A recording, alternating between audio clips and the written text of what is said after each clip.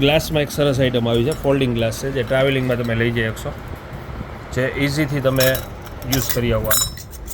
આ રીતે ગ્લાસ આખો થઈ જશે અને આની અંદર પાણી, શરબત, લિક્વિડ ગમે તમે ભરી અને યુઝ કરી શકો. આમ કરો એટલે આ ફોલ્ડિંગ થઈ જશે. ઉપર આ ઢાંકણું દઈ દેવાનું.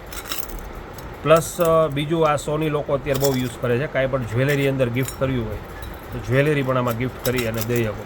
આખું કિચનનું કિચન, ડબ્બીની ડબ્બી, 190 રૂપિયામાં. પછી નાકમાંથી વાળ કાઢવાનું ટ્રીમર આવ્યું છે, 110 રૂપિયામાં. ખાલી જ્યાં સેલ એક નાખશો એટલે ચાલુ થઈ જશે.